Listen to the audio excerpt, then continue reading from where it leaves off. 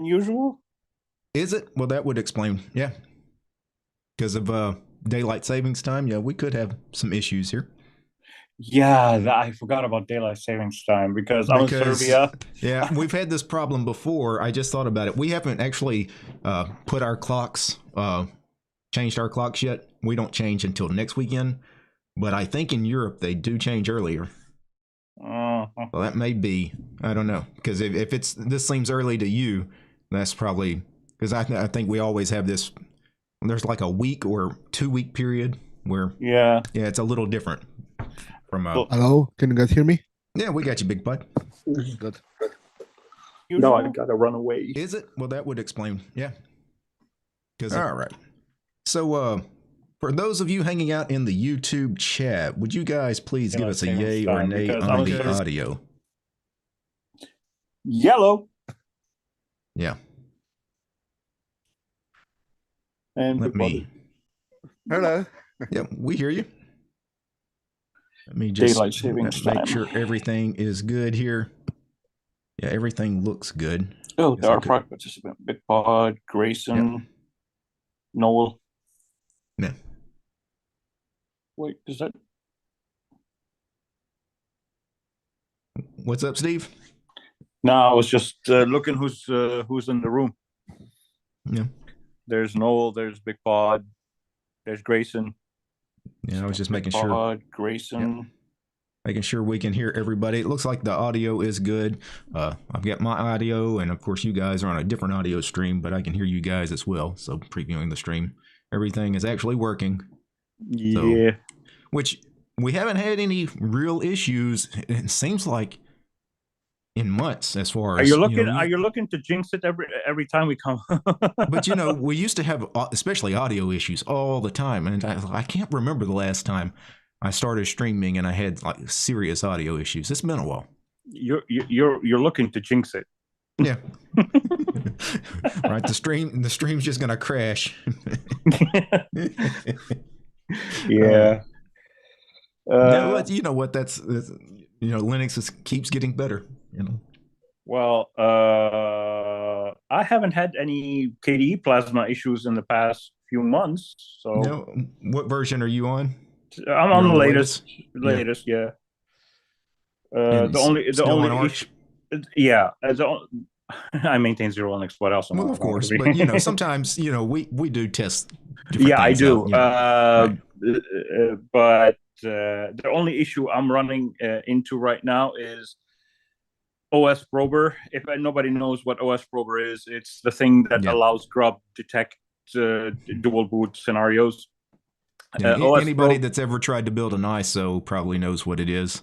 Well, no, not Not, necessarily. Even users should notice this. At least users who use XFS, and yeah. that's even a smaller niche of people. I am part of those people because on XFS, when you run OS Prober right now, which hasn't been updated in I don't know how many years, uh, the problem with it is when you run grub update, grub starts it blinks in a message for a blink of an eye during when you reboot. You barely notice it, but I took a video and I slowed it down and I read the message. It says cannot read outside of partition. It gives that message. I don't know if it's a OS Prober issue or an XFS issue or both not playing well together. But other than that, no issues whatsoever.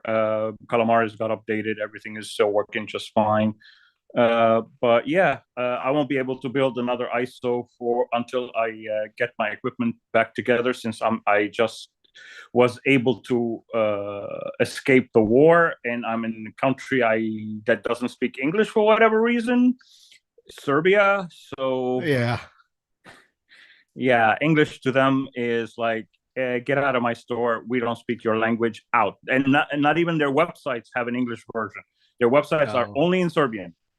That's it. Yep. You want an English or other language? Use Google Translate. Yeah. Google Translate. Just carry your phone around with you, right? Yeah, but the problem is you cannot. If you want to order something through their website, if you're going through Google Translate, you can't. It's gonna fail. So you have to translate the website, remember mentally what everything means, and fill out the form that way. the order form. Then you probably should learn Serbian. That's what I've said. I told him that before we started the stream. I was like, you need to start learning a little bit of the language. Who knows how long you'll be there? So Yeah, It isn't easy, but it's not hard either. well, yeah. it's But going for to be you, it real wouldn't easy be. for It him wouldn't be. because he's Okay, got no choice. I have an advantage. That's also true. Yeah, you have an advantage. I don't have any advantage. Plus, I couldn't learn my mother's tongue, which is Greek. How am I going to learn Serbian? And even here That's in true. Serbia, it's the language is a mixture of multiple languages, so it's not very straightforward. Well, you might get mixture of lucky what and find somebody languages? that speaks Greek while you're there. Well, I'm lucky. I'm lucky enough. I'm not in Serbia randomly. I'm in Serbia because my sister's married to a Serbian man. Mm-hmm. So, and she lives here. So if I need any help, I'll just call on him. Mm, If it's not a secret, where in Serbia you are? Novi Sad. Oh, okay. Isn't So, that pretty progressive yeah, but for Serbia? my frustration here is nobody knows Linux. And when I went to a store to ask for a few parts, like a micro HDMI cable, they acted like I'm asking for the moon. Like technologically speaking, they're still 50 years in the past. Wait, really? Yeah. They were like, we don't know what you're asking for. Order it on Amazon if you don't have it. Interesting. Yeah, I went to a store called Technomania. I went to a store called CT Store. I went to all their websites and their physical stores. They're like, yeah, we got chargers if you want. We got HDMI cables, display cables, Oh, but micro they had HDMI. HDMI. Well, they're not that far behind. I thought they'd still be on VGA. No. The way you were talking, you were like they're 50 years behind. Well, it's a matter of speech, yeah. But like, here's the thing: they know about 4K, they know about 1080p, but 1440p they never heard of. Yeah. Yeah. You kind of Because- lowered my expectations of Serbia even more than they already were. Well, technologically speaking, they're not very knowledgeable. So I got to navigate my Now, way. for anybody in Serbia listening to this stream, Steve's opinions do not reflect DistroTube or the DistroTube channel. So Oh, the regulatory disclaimer, right? Steve's speaking for himself right now. No, it's real. You go to a store, you don't find everything available there. You go to their websites. Like, I wanted to get myself equipment to be able to work on XeroLinux. I couldn't find anything. Like mini PCs, they don't exist here. There's no two ways around it. So I had to go look on Amazon.de because, according to the Serbian people here, they're like, don't order through Amazon. If you order through Amazon, you have a 50-50 chance for your item to arrive. First of all, so technically speaking, yeah, you should order from Amazon.de. That's German one. Yeah, I should. No. Yeah, I should. They tell me if you want to order from Amazon, order from the German one because it's next door, and you pay less charges. So the difference in charges is like 50 to 100. Yeah, like because I wanted to order something from the US. Amazon.com will come from US. Yeah, just from postage. the US it was 200, and in Germany it was like free delivery. Yes, that's because you're ordering from, I think it's next Polish door warehouses. I think it's Polish warehouses. Yeah, but no, it's next door. Poland and Germany. So, well, not really next door, but not really next door, but it's closer than the US. Basically, that's what I mean. That's definitely closer because it can go all the way through well, they did have to put it on a ship. That's the main thing. Or a plane. Yeah, plane. Yeah, it comes with terrestrial mail. Yeah, you do find technology, but not everything. And if you want to buy things like micro HDMI, like 1440p monitors, mini PCs, and those stuff, you won't find them here, and they're very expensive here. The upcharge here like I found a laptop that everywhere else across the globe was around $780. Here it was 1,200. Mhm. Yep. They Welcome to upcharge like Balkans. crazy. Welcome to Balkans, man. Yeah, Welcome to Balkans. yeah. This is And what my brother-in-law said. He was like, "Welcome to the Balkans. Everything is upcharged by 30, 40, 50%." you're gonna have, if you can get to Croatia, you're gonna might have much more reasonable prices, but still talking about 10-20% Speaking of upcharge. Croatia, Anyway, speaking of Croatia, I have a friend there, very good friend of the project and a fan of the project. He is from Croatia, and he donated a mini PC and a ThinkPad nice, to the project. nice. So Everyone needs more ThinkPads. I can always use more ThinkPads.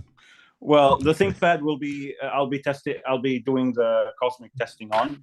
As for the mini PC, it will be my XeroLinux workhorse. Hmm. But yeah,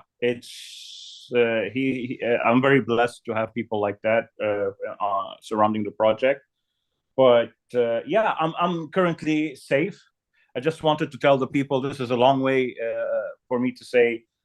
Finally, thank you all. I want to thank everyone who contributed and allowed me to get away from the war-torn Lebanon and be safe where I am now. It's just I'm starting my life all over again, basically in a new country. So I'm figuring things out still. And my legs are the driving force because cabs and stuff they don't speak English, so I cannot ask them where to go and tell them where to go and stuff. So I need to rely on my feet and Google Maps. Well, eventually, find yourself a bicycle. I'm going to. My brother-in-law was like, once you get yourself a bicycle, you will forget the existence of cabs and Yes. buses. Yes. Especially that Novi Welcome Sad to is not very cycles. humongous, and Yep. everything I need is around me because where I am in an area called Vojvodina, it's in the town center, basically. Everything Yeah. commercial thing you could think of is around me. Right. So Yeah.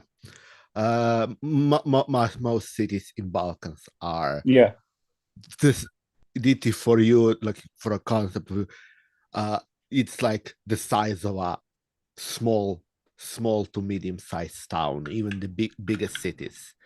I remember there was once a US basketballer came because there was some problems with NBA at the time, and came just to play in Europe for a time, and they welcomed him to one of the cities now, Mesto, where I live. That it's a big city because it's like fifth biggest city in Slovenia. He said, "No, this is not a big city. This is a small town." Yeah, it depends on the people where they're coming from. Yeah, and for like Balkans, like it's a huge place.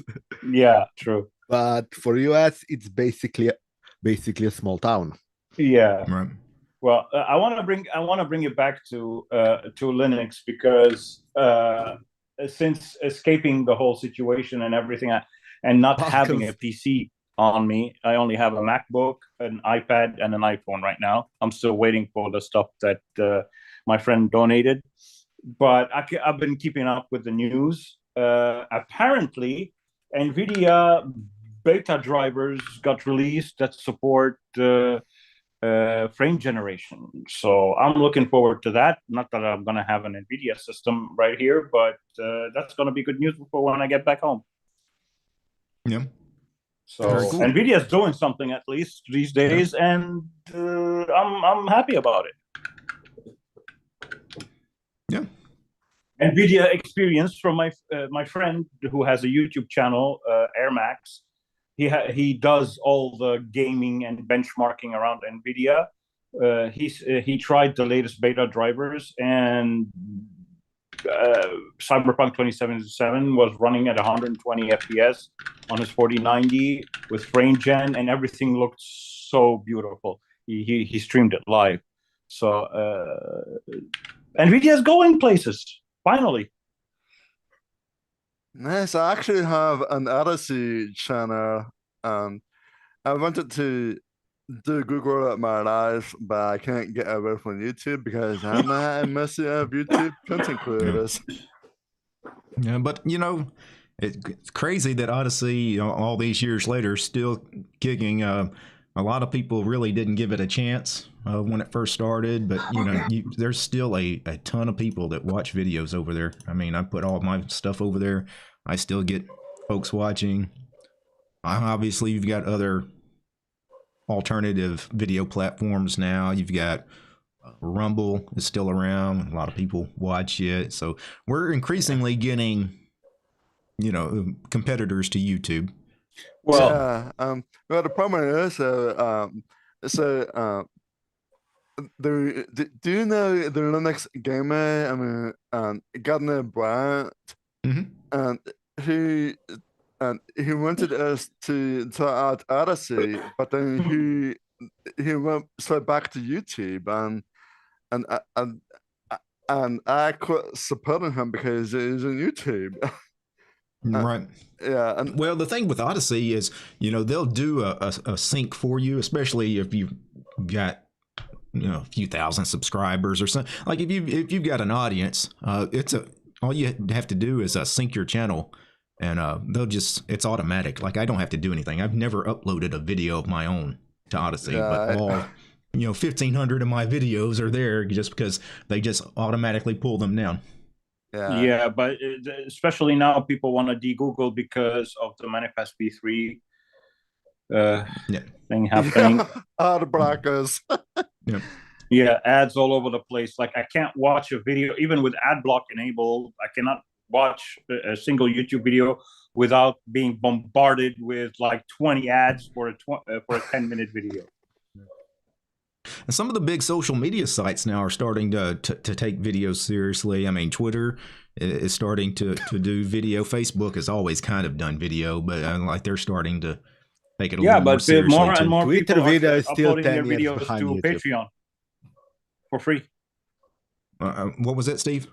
There were more and more people are uploading their videos to Patreon. Yeah, I mean, free. Patreon now you can just directly upload your videos yourself. Instead of having to host them on a platform like YouTube or whatever, Daily Motion or any of that stuff. Vimeo. Usually you had to upload it somewhere else and then link to it on Patreon.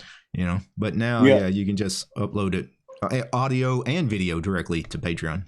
Yeah, they opened up. Most websites is called discoverability.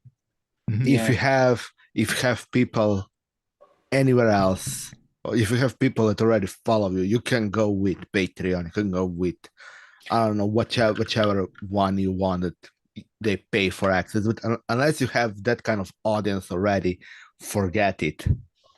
Yeah, well, if you advertise it correctly on YouTube, tell people if you want to watch ad free, you can go watch it for free on Patreon, or you can support me to watch premium content on Patreon, because Patreon there's no ads, there's nothing. So basically, first off, you need to have people that watch you. Yeah, exactly. That's what I'm saying. If you already have an audience, you can easily advertise your Patreon on your videos on YouTube, so they flock over to Patreon. Possibly. Yeah, like I know they're a girl like me, and I don't really care about. I just watch them on YouTube because I don't see ads. Well, most of the free software enthusiasts, most of those people, you can give them a YouTube link and they all know ways to get around having to watch it on YouTube. Yeah, they can take that link and do something with it. I'm not going to tell you what things you can do because I don't want to get this stream flagged. But there's things you can do with that link. Yeah, I know a girl called me Chris. Her name is Chris Collins. She's Canadian. Mm-hmm. She does skits on. She used to be on TikTok. She switched to YouTube. She's got 11 million, 12 million subscribers. She tells people, if you want to watch more of my videos, you can watch them on Patreon for free, and there are paid tiers to watch paid content, but she's posting less on YouTube, more on Patreon. She's just using YouTube as a way to tell people to switch to Patreon. Yeah. And she's got around 5 million on Patreon now. Well, sadly, I mean, you can always have your main platform, be wherever, your own custom site, whatever you want, but you always have to have at least some presence on YouTube and possibly TikTok as well. Like, you kind of have to use those to direct people to the sites you actually. Problem with this, like in general, like moving your audience to another site, whether it be if you're a streamer, Twitch or YouTube, to I don't know, some other streaming site, will always cause you to have about, let's say, 70% will just drop away. In most cases, like 70% of viewers will drop away. That's definitely. There will be a loss. Yeah, definitely. This is it's like everything. It's like electricity. You never get the pure current. There's always loss in the current. Same thing with YouTube. You will suffer a loss when you tell them to migrate to something else, because the people you lose are people who prefer YouTube to anything else. People, no, it's actually something else. People you lose convenience. Yeah. Not just that, you lose people who aren't 100% your like biggest fans. Those who watch you as a part of their whole like or as 10 different creators. They won't go to another platform just for you. Yeah, and those I call those people use us as background noise for whatever else. Not really. I watch a couple of creators, but I won't go and just switch for any one of them, even though I like all of them, because and part of it is convenience. Yeah, but part of it is just why. Yeah, like why are you trying to move me to another platform? What do you get out of it? And well, it depends on the type of advertisement in most cases. Yeah, like something like with Patreon is a little harder to move people to, because, okay, they subscribe to your Patreon. Well, what are they getting? Well, they're just getting you. But if they're having to subscribe to a different subscription video platform where there's multiple creators there that they would be exposed to, they might be more inclined to join something like that. It's like Linus Tech Tips and their floatplane thing. They're trying to have multiple creators on floatplane, like what's his name, UFD Tech and others. That isn't so that more people would want to watch. That is for a simple reason, because of economy of hosting streaming service or like video watching service. Of course, you want to have multiple creators because then you have more users in general, and at that point you're gonna have.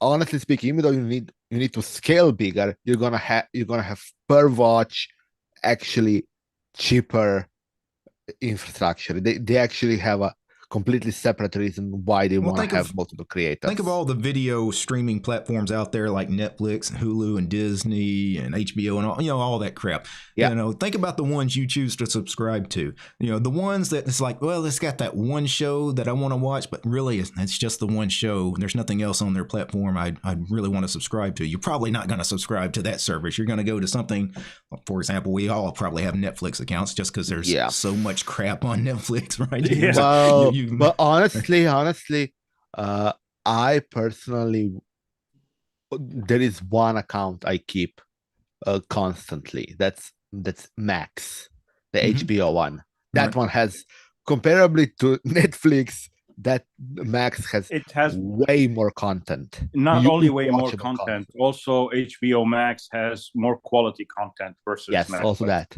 Yeah, also that. Yeah, because Netflix nowadays, when you open it up, you sign in, the majority of things you see are like weird shows and comedy stand-up. Oh, and you get ads now in Netflix too. Don't forget that if you really if you get the cheap one, recently. You get ads. Now it's all ad based. If you want to keep the lowest tier subscription, now you have to agree to be served Watch the ads, occasional yeah. ad. Yeah. And speaking of, there's a Lebanese guy on YouTube who makes shorts. He lives in the States, and his shorts are in English and everything. But he's Lebanese, and you will notice it immediately from his accent. But his whole thing, he had a skit the other day where he was his alter ego was trying to advertise a Netflix subscription. The Netflix guy was like, so you want the cheapest one and you want to watch it with family? Okay, that'll be what, $8.99? And the guy tells him no ads. He's like, no, you will have that's ads. with the ads. No, you have to pay, I think, like $15 to not get the ads. $15 for 4K. Wow. Yeah. You guys have an expensive Netflix, gotta say. And you know what? It is crazy because I remember when I first signed up, I paid $7 a month. Yeah. And now I pay twice that much. You know? Here, the most expensive version of Netflix plan is 10 euros. 10 euros? Yeah. In Serbia, it's 22.99 or something. 22.99 what? Euros. Really? Yeah. Since when? Well, did you use I euros? measure it in euros, but here it's dinars. Okay, yeah, Here dinars. it's Serbian dinars. Dinari.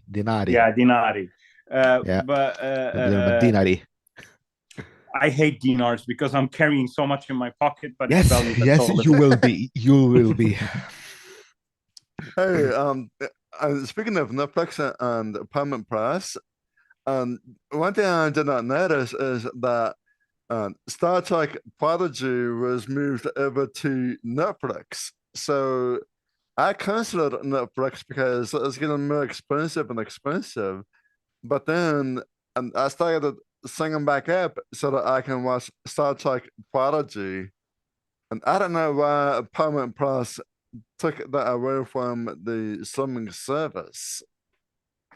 Yeah, I don't know about that either.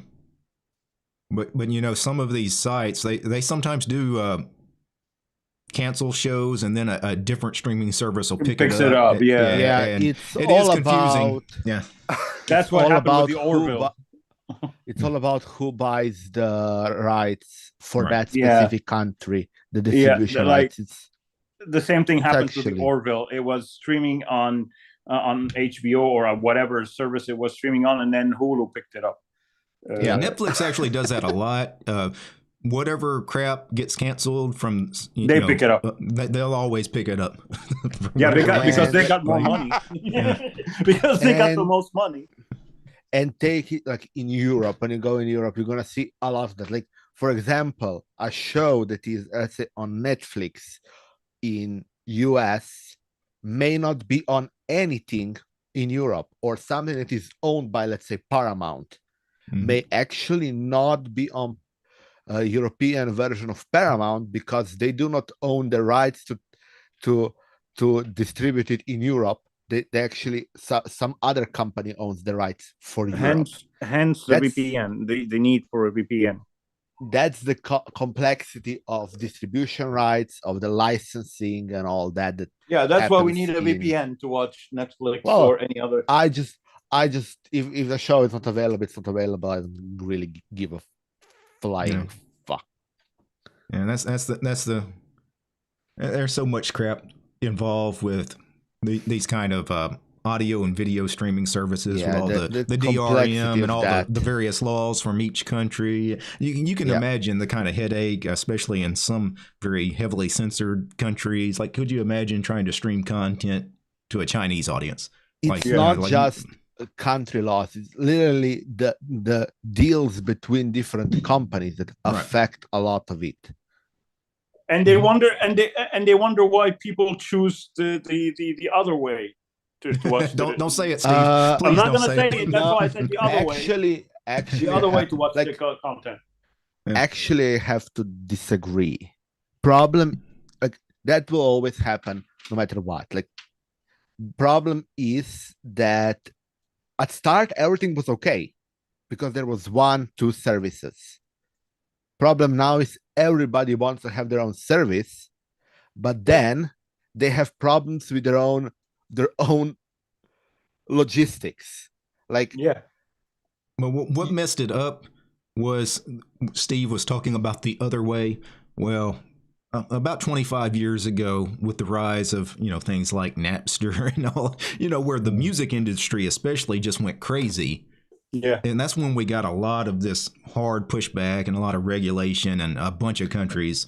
And that's why a lot of this nightmare was created. It's just things were happening before. You just don't realize. Yeah. This But kind that of was the distribution big agreements were a thing before. But that was the big thing, especially in music, was some of the biggest musical maybe for acts. DRM, but not for what is the reason for why, let's say, Netflix cannot have every show, or why I think Paramount a lot of people cannot have their own shows in Europe. Bro, no, it's a different, but it's still like the root cause of it is a lot of these people are trying to protect things that don't really need protecting. Like who are you protecting?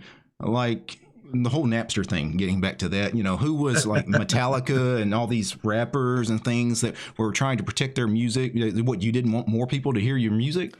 No, that they seems want like people that to seems like buy... a win for you. Even they didn't pay for it, but they weren't going to pay for it anyway. Wouldn't you like some people to hear your music, maybe like it, and then go pay for your music? I just think they went about it the wrong way. Okay, so the problem at the time was that the distribution method was basically CDs, and the way that Napster and everything that came after it basically skipped over that and didn't allow the industry to basically be boiled into, like, why is everything on YouTube? Because everyone got used to it, because they started making money in other ways. They were just trying to protect their bottom line. It's like, that's the reality. And since they didn't have time to prepare another way to make money, it was scary. Well, whereas if you look at the top channels on YouTube, like the top 100 channels on YouTube, you'll notice like 95 of them are music channels. Like it's all the big music labels. Because now, in the last 10 years, they're not making money with sales of music. Well, nobody listens to radio. Yeah, it's not. And also, like it's not radio. Most of the time, they make money by making shows, by making concerts, by being paid to come sing. That's where they put. That's why I have so many of these huge shows as concerts. Yeah, that's how they move there.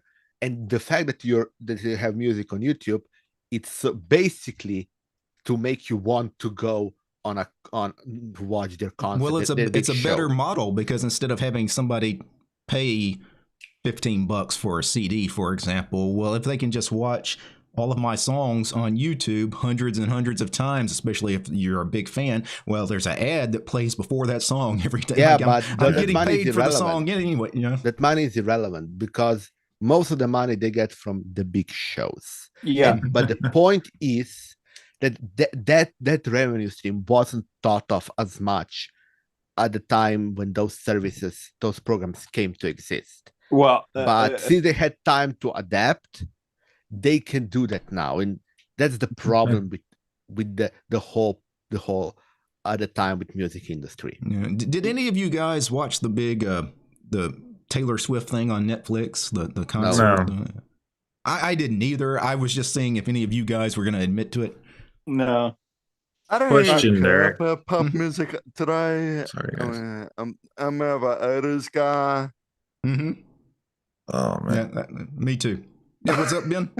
I was I just wanting to tell you the reason I didn't just drop your Patreon sub that I had. I dropped all of them that I had because my financial situation has gone to crap, and it's just that bad, man. No. Sorry. Oh, you don't owe me an explanation. We all have to make those. Even me, I make financial decisions every month as far as projects I support, donate to. Like, especially here coming up at the end of the year, there's going to be a lot of drives as far as free and open source software projects that won't going to ask for your money. You know, we all Yeah. have a limited I amount mean, of money. even What even do I mine, pay? you What do I know, not? You know, so right? Even my distro, I'm gonna have to start monetizing it because sadly, Mhm. as much as I don't want to, it's become, the fact that my dad's only on SSI right now, and right now it's just the simple fact that shit's just getting harder. Yep. Yeah, like my situation, for example. Yeah. With XeroLinux, for example, I had to monetize it because the situation in Lebanon was getting worse and worse and worse, and it got to a point where an There all-out war was, broke. Mhm. So I put XeroLinux, the yeah, ISO, behind a paywall, anticipating this issue because I live in the country. I know what's going on, and I knew it was going to yeah, get to this point. yeah, So I had to preemptively do that, and it has served me very well because right. look at me now. I'm in Serbia. I'm away from the war. So That's good, Steve. Maybe. but Yeah. Yeah. You never know in Balkans. You never know. well, No. in Balkans, I know you never know. But for now, it's all good. I'm safe. For Uh, now. but I wanted to mention something like what you Yeah. said, Derek, earlier. Mhm. Uh, it Yeah. took Napster for me to fall in love with Metallica, Yeah. Right. and A lot of people. That's my Yeah. point. Well, the people Yeah. that went crazy, and the two big ones was Metallica, and I think it was Dr. Dre. Like they yeah, went like nuts about it was going to destroy the music industry, and they were getting Yeah. Congress to pass laws, and like yeah. But man, what so did I many end up millions of doing? people found your music because of that. Are you Yeah, really exactly. complaining? What did I end up doing? I ended up buying every single album every time it came Uh, out. I used to pay for the CDs. I Right. have every okay, single CD until now. Hold on, another hold on. issue on that side is also they had to go crazy because Mhm. otherwise they could lose their copyright. Because That is if you're true, not but protecting your copyright, Yeah. you can the other side can argue that you knew and you didn't protect it and so on, yeah. And now which they're doing, comes to a and now like huge problem. Big Pod said, they figured out a way how to get you hooked. They if they're going to release a new album, they release a couple of songs from the album on YouTube. Yeah, they always going to give you that one track on YouTube. Yeah, and you get hooked that way, and then you go buy the album. Mm-hmm. Yeah, now I No. digitally buy the albums because physical is no longer a thing. But now every time Metallica releases an album, I go to Apple Music and I pay for it. Yeah, I still have I hundreds of don't CDs. I I don't have a know. huge CD collection. I don't think I ever bought any music Stabilize the camera. What the hell is he in talking about? any kind of form besides paying Hmm. for a streaming service, and I don't even do that anymore. Yeah, I don't pay for a streaming service anymore. I just buy the album outright because when you buy the album now on iTunes Music, they give you the choice. You want to download it as a M4A, which is Apple's Right. proprietary codec, or you want to download it in FLAC, lossless, basically lossless quality. So I always choose the lossless quality. It's just $1 or $2 more expensive. Yeah, I always get the FLAC if Yeah, you always. can. It's much Always. better. Yeah, especially if you're listening with like good headphones. Yeah. It's a big difference. Yeah. Well, I just listen to YouTube Music because No, when I love something, I pay no, for premium, because so I love cares? Metallica so much, I don't mind giving them my money, and especially that they're not very expensive. For the M4A, it's $9.99 for the album, and for the FLAC, it's like $11.99. So it's not a big difference. So I pay for the FLAC, and I have all the entire albums. But I don't pay for anybody else. The only problem for artist me I pay for is Metallica. problem for me is I don't listen to musicians. I listen to music. So what that means is I listen to specific pieces of music, not specific musicians. So I may listen to 2 songs from musician A, 2 songs from musician B, 3 songs from musician 4, 10 songs from musician 5. I'm But- like you. I so am exactly I like won't- you, Big For me, Pod, but buying the whole album is stupid because I'm gonna listen to maybe 2 songs on it or none. No, I listened to the entire album because I love them so much. I've been following them since 1984. So You see, like Yeah. I don't like any musician. I may like some of their music, but I don't like any yeah, specific it's musician. to each person. Each All person is matter of different. opinion. I'm just Yeah. saying that for myself, Metallica, they have yet to release a song I don't like. But for other artists, I'm like you exactly. I listen 2 songs for Jean-Michel Jarre. I listen to one song for Dalide. 2 songs for 1 or 2 songs for Justin Alize. Bieber, right? Yeah, Justin Bieber. No, I don't. I'm not wearing a skirt yet.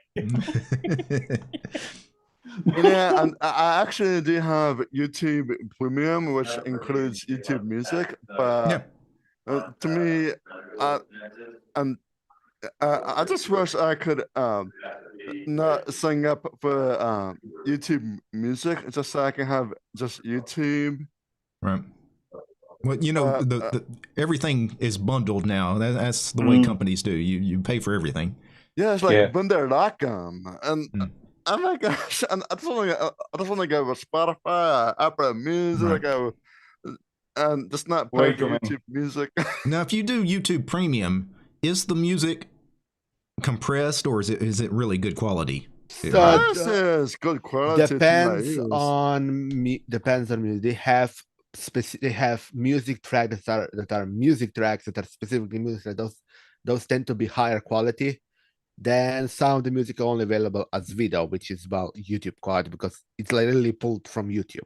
Yeah, and you can on YouTube Music you can mix and match between YouTube videos that are music videos and the soundtrack that they have specifically stored for YouTube Music, and which is kind of great. So even if some song isn't available on the service, like because some songs aren't available on any service, it's still on YouTube as a music video. So like I can watch that or listen to that when I cycle. Right. I don't know about you guys, but I don't know if it's a bug or something, but since I only have my iOS devices on me, like, isn't the picture-in-picture feature paywalled on YouTube? Yes, on everything. Yeah. Yeah. I'm not a YouTube Premium subscriber yet. Yesterday, I did something, and YouTube worked in picture-in-picture without a premium subscription. I don't know if it's a bug or it works. Sometimes it does. The OS still lets you through, but in general, it should not allow you to do it.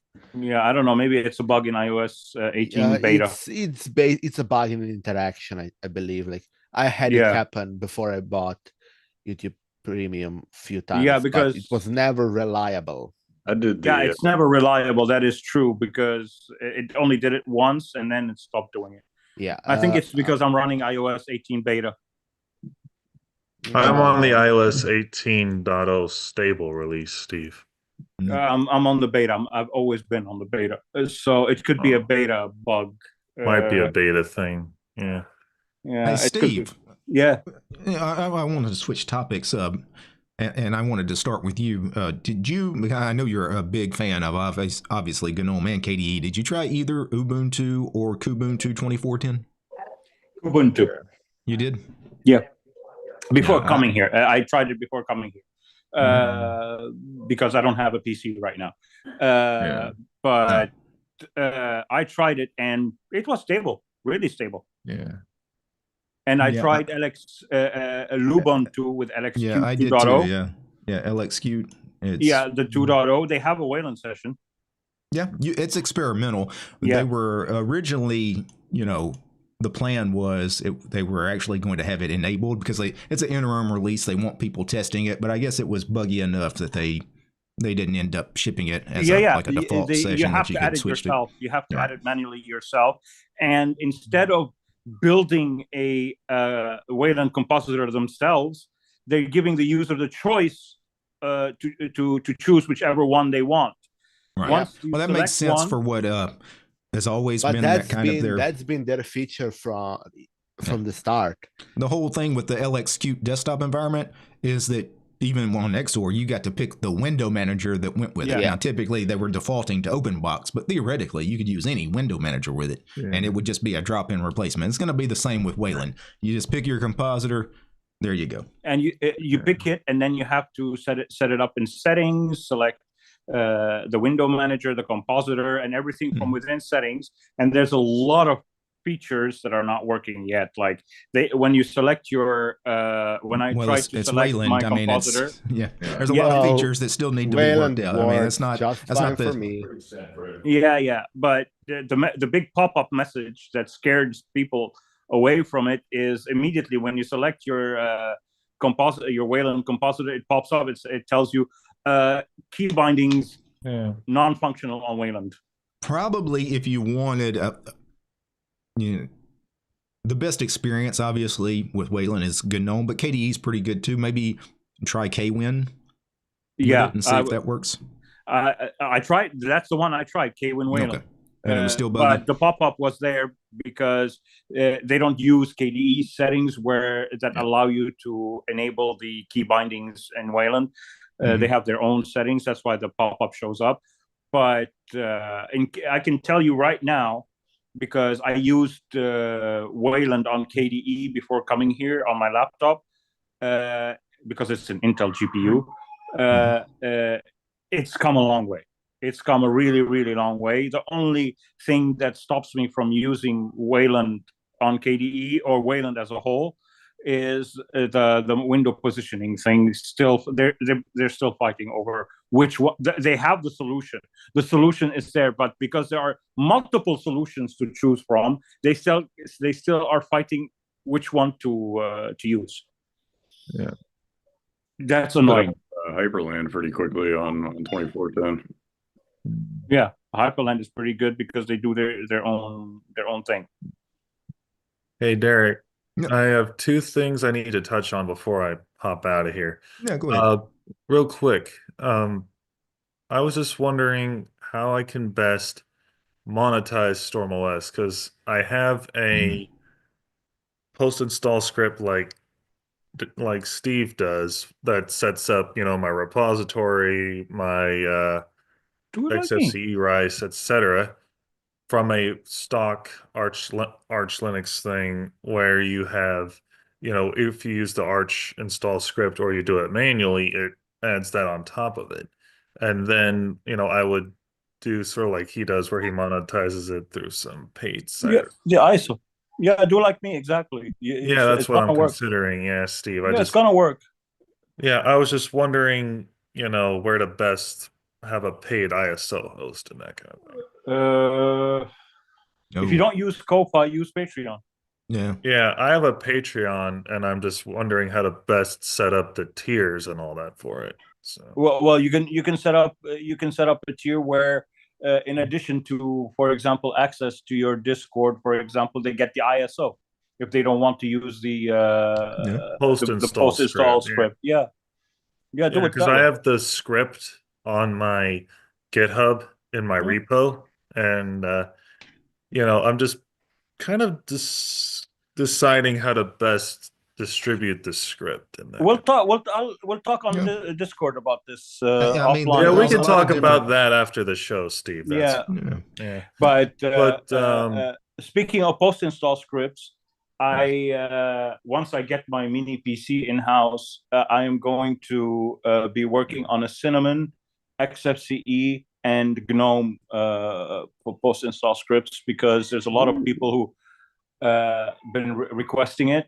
Basically, what I do is I just create a duplicate of the KDE one. I remove the KDE packages. I replace them with whatever desktop environment I want to call it a day.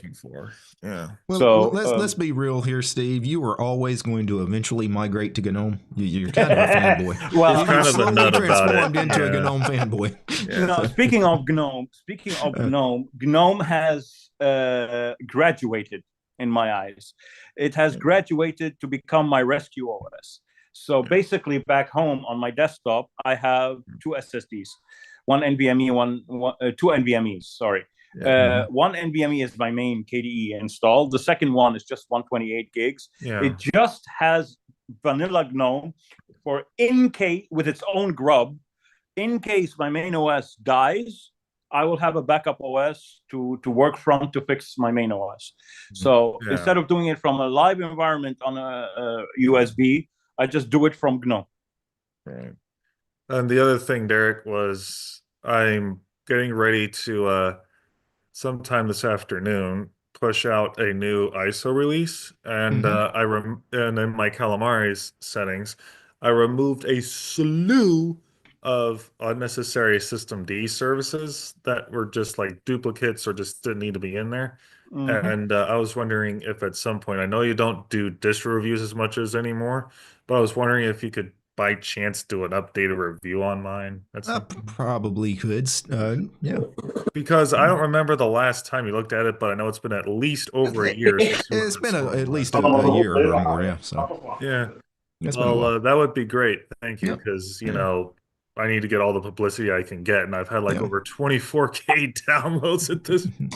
Oh, steady. Yeah. Yeah, that's So good. yeah. Either way, I just want to bring that to y'all's attention. So I'll Yeah. work on the Patreon posts, and Steve, we'll catch up after the show. All right. All right. All right. See you guys. All right. Take care, Ben. Yeah, I just wanted to say, I wanted to bring the subject of Cosmic, because Cosmic has been in the news a little bit. Now I know the timeline of Cosmic. Finally, the CEO of System 76 mentioned it on what's his name, Brody's podcast thing. So basically, we're gonna get a final release towards March next year. Good. So they're going to release Alpha 3 at the end of this month, Alpha 4 at the end of November, and Alpha 5 at the end of December, then RC1 at the end of January. At mid-February to late February, it's going to be the RC2 or the final RC. And then in mid-March, towards end March, it's going to be the final release. Okay. And that's official from the CEO of System 76. But let's be clear, that probably can change. Can change. There's No, always a it possibility. will. I mean, most things. Welcome to software development. They These never things ship on time, get right? Really effed up really quickly.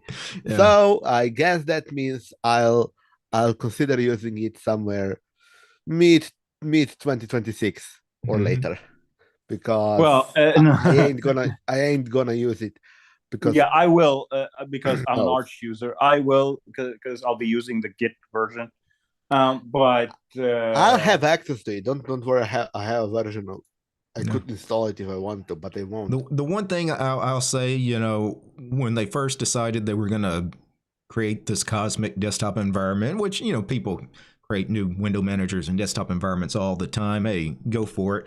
But I also, at the time, GNOME wasn't necessarily that good. The GNOME 40 series has become a really fantastic desktop environment. I'm not sure, if GNOME, the current versions of GNOME existed, say, 3 years ago, I'm not sure that they would have ever made this move to build their own desktop environment. I think kind they of my would, thoughts on it. but I won't say why. But I think they would. It's Yeah, not- I know the reason why you probably would say why, Big Bud, is because the GNOME folks are tough to work with. Is that where you're going to go? No. Okay, because that's what some people would say. I have an opinion on why they went with making their own, but they won't share it because. Okay. Yeah. Speaking of Cosmic, I don't think I'll be able to trust the desktop environment without any accessibility features such as Zoom. Right. Because I have a visual disability, so I can't do that. They're currently working on accessibility. This is what they're working on right now. And the part I loved about the interview on Brody's channel was the CEO said something that put a smile on my face. He was like, they would have preferred to get KDE app theming up and running before Adwaita, but because Adwaita is the way it is, and because they've been doing GTK from the beginning on Pop OS, it was easier to get that done first then to attack. And what he would love is to get KDE app theming up and running before Alpha 5. So Yeah. I'm really happy that they are working on making KDE apps run flawlessly on especially Blur, because I love my transparency and my blur. So they're working on that. It's going to be ready before Alpha 5, according to what he said. Yeah, I'm hoping that they will implement focus tracking support. I mean, like, the screen moves as I type, because right now on my Cinnamon desktop, I have to move my mouse to see what I'm typing before I type, and then move my mouse and then type, and oh my gosh, and it kind of slows me down. I mean, GNOME is better, but it's not that great, and sometimes it does not know where to focus on the desktop. Right. Yeah, so accessibility status is pretty bad on Linux, but it didn't stop me from using Linux.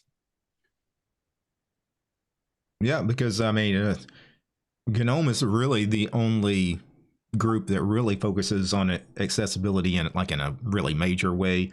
And if it's lacking, then obviously all the other desktop environments are probably not an option at all. Yeah.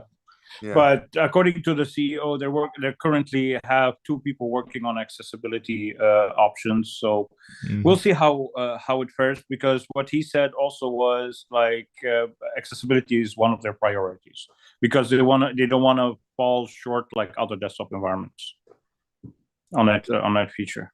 No, because it seems like that's always the last thing they work on is the accessibility. Yeah. And then, well, if that's the last thing you work on, typically you never get it done. Right?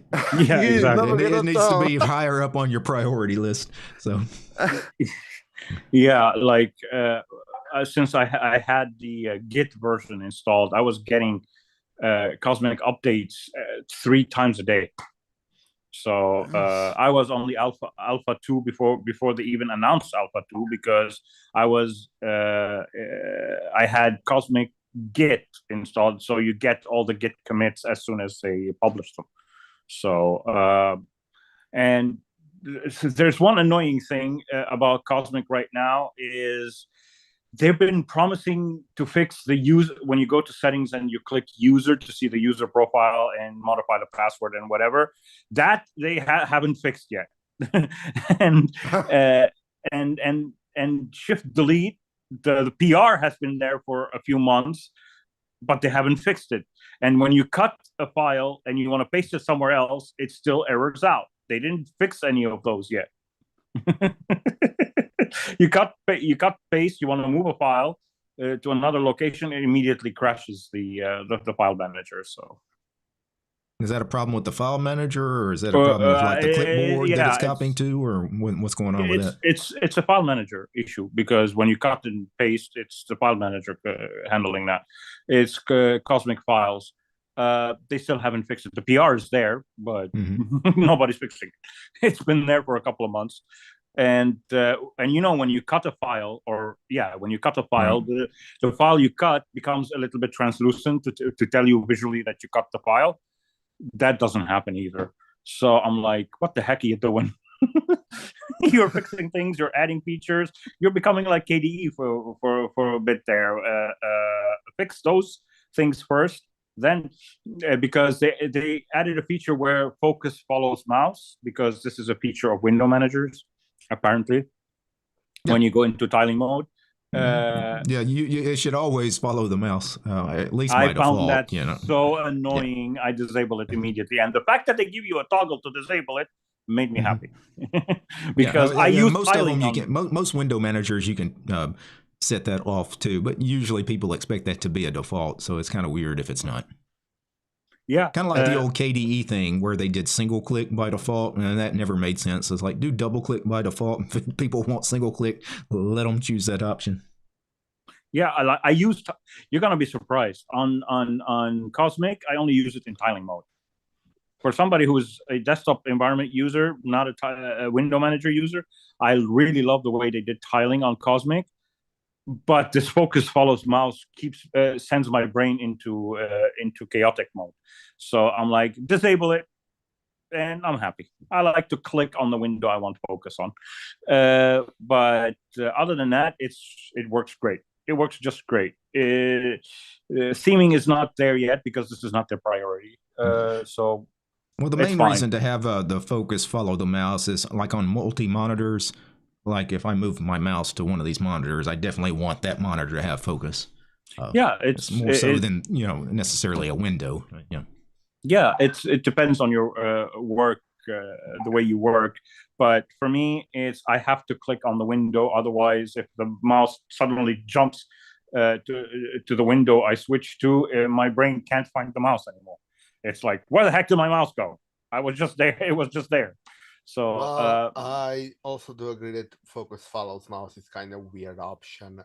It's like, for me, if I'm doing something, if I type many times, I just flick my mouse away and it goes most likely on the second monitor.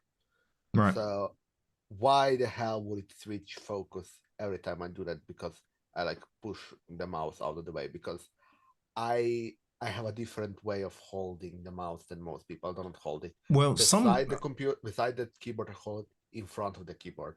Yeah, some window managers will handle it slightly differently. A way that I like it is, some of them you can move your mouse to a different monitor, the cursor, but that monitor is not the monitor in focus until I actually click on something in that monitor. Yeah. And then, that makes sense. Yeah, that way just moving the cursor really didn't do anything until you actually click on something. Yeah. Like if I clicked on an empty desktop on this monitor, then it's got focus.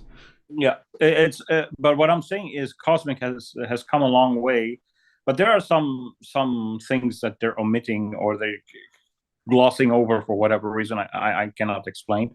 But other than that, it's very usable, and I really like. Well, they're trying to do a lot, Steve. And they're just also priorities. Priorities matter to them.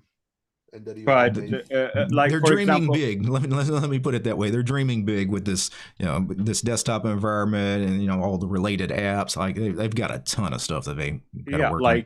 Like their Cosmic Terminal is based on GNOME Terminal, but and that's why when you use fast fetch and you want to display an image instead of the ASCII code, it doesn't work. Yeah, that is weird. You would think they would pick a better terminal than the GNOME terminal, but hey, whatever. For me, GNOME terminal is pretty good. It's all right, but I mean, we've got a million terminals that are, available on Linux. GNOME terminal is like, and it's not going to make my top 10 for sure. I'm just wondering why they went with that specific one. Terminator. Speaking of Terminator, that's one. A blast from the past I haven't seen in a while. And is that what you use, Hib? Yeah, that's what I've always used ever since the days of Ubuntu. No, Debian GNOME. And that is that the one that's got all the built-in tabs and everything? Yeah, if you want, you can build in tabs, or you can have it tiled. A bunch of windows, split. Yeah, it's kind of like it's got tmux built into it, but it's not really tmux. But yeah, it splits. Yeah.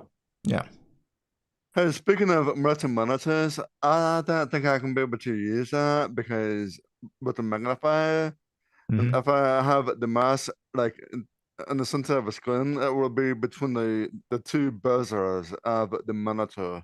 Right. So I kind of have to go with a single monitor for that. Yeah.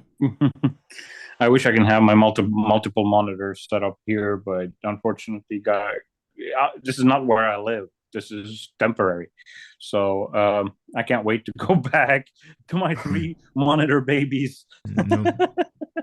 Just don't eat the yellow snow, man. Don't eat the yellow snow. Hopefully, Cosmic will prioritize accessibility. So I'm hoping they will. Yeah, I think they're going to have to, being obviously somebody that sells computers, right? They sell laptops and desktops. They're going to have visually impaired people obviously purchasing their equipment, so they're going to get feedback from folks like you that need those options. So they'll probably get to work on that eventually. Definitely. They're still at least 2 years away, probably, from a real 1.0 release. So they still got some time before the release. Yeah. No, the 1.0 release will be in March next year. I know that's what they said, but I'm being for real. Like, rarely do projects, they set these dates and they actually hit them. Like, it would be extremely unusual if they hit those dates. I give them until the end of next year. But what I wanted to say was also that Linux development is speeding up these days. I don't know why, what's going on, but I see projects coming. I don't know how long they're lasting. That's a different story, but I'm seeing a lot of new projects coming every other week on Linux. Like somebody, let's say somebody dislikes one project, you see that project being forked and a better version coming out. Like recently, I got a message because I'm subscribed to the newsletter, to the mailing list, that LaTeDoc is going to be making a comeback on Plasma 6, so using Qt6. So nice. That project is coming back strong. There's a project. There's a new. You remember Simple Screen Recorder? Of course. There's a new one. A lot of videos using it in the early days of the channel. There's a new one. It's called Super Screen Recorder or something, GTK or whatever. Eric made a lot of videos about it. And now I don't know what's happening with Eric. There's a lot of Ubuntu videos he's making, porting his configurations from Arco to Ubuntu. I'm like, and well, it today makes sense. Like he has all his tweak tools. Like Arco Linux has always been about mainly just configs. You know, and like, why couldn't that work on Ubuntu? It's the same as Arch, right? And today I watched a 30-minute video of him building a custom Ubuntu ISO. I'm like, are you moving away from Arch? Is that a hint that you're gonna be moving? He might like some of the installers available on Ubuntu and Debian-based systems. If he didn't want to do the Calamares thing, he might. I like the old Ubiquity installer or whatever the new installer is. Yeah, the new installer is not bad. The new installer is so much simpler, less headaches, less. I'm liking it. Like, if I can fork it and make it work on Arch, that'll be great. But I'm not moving away from Arch anytime soon. Well, the problem with that is obviously that's created by the Ubuntu guy specifically for Ubuntu. That's the problem. You'd have to make a million modifications to it to get it to work on Arch, and they're not going to help you because why would they? They created it for Ubuntu. Like, that's your problem. If you want to go fork it and do something with it, I mean, you're free to do it, but they're not going to. Don't expect any help with it. Yeah, if anybody's going to do it, Dubois will. Yeah, well, that's the same thing. You know what? That's not a bad idea. Yeah, get Eric to help you. Well, I say the same thing to a lot of people about PAMAC. Like, PAMAC was built for Manjaro, so if you install it on anything but Manjaro, nobody's going to help you. You're on your own. You know what? I've played a little bit with Flutter, and it's actually really nice creating, little apps, using Flutter. It's really nice technology. The language, Dart, is really nice, kind of intuitive. Like, I would love somebody to actually just build an Arch installer using Flutter. You know what, Steve? I nominate you to do that. I think the distro that has a hippopotamus as a logo, Rhino Linux. Yeah, a rhino, not a hippopotamus. Rhino. They use something called Jade installer. The Jade installer. That Jade installer is from a Arch-based distro called Crystal, I believe. Yeah, Crystal OS, and they have their own custom installer called the Jade installer. Yeah, but unfortunately, the Jade installer does not work offline. That's the only problem I have with it. It requires to be connected to the internet. Well, that's the problem when you go find somebody else's project. Obviously, again, they built it specifically for their needs. You're free to fork it, but you're going to have to do a lot of work to make it fit your needs. Yeah. This is my problem with when we decide to fork other projects. Okay, forking a project and hoping for it to work out of the box for your distribution is not thinking realistically. If you want to think realistically, like Pamac, like in the case of Pamac was built for Manjaro. If you use it on anything other than Manjaro, nobody's going to help you, and you need to do a shit ton of work for it to work. That's why on ArcoLinux it's having because ArcoLinux opted to keep it in. Yeah. That's why on ArcoLinux or any other distribution that integrates Pamac, they always have issues with it. Because I've noticed most Arch-based systems now, they either quit shipping a GUI package manager completely, or they just went with Octopi. XeroLinux opted none. But the toolkit offers 3, but the 3 good ones: Octopi, Backseek. Backseek is a TUI, basically. Right. It's not a GUI. And Bayou! I knew Bayou would be there. Of course, it wouldn't be XeroLinux without Bayou. Yeah. Well, Bayou only has one issue. Bayou, the reason I wanted to include it by default on XeroLinux out of the box, but it has a major flaw, and I mentioned it to the developer, and he hasn't fixed it yet.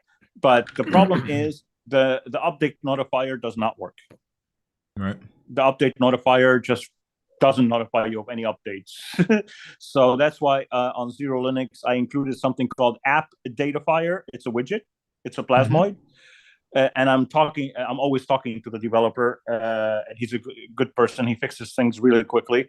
It's just an update notifier, and the beauty of it, you can tell it. If you have Yay and Peru installed, you tell it which one to use. If you want to get updated on the news, if you want to update Flatpaks, how often you want to get notified, and stuff like that. It's amazing. It's got tons of features. It's a feature-rich update notifier and updater tool. It's not a GUI. It's just something that sits in the tray and it notifies you of updates. I love it. So I don't integrate a GUI app installer. I leave the choice up to the user. I give them 3 choices.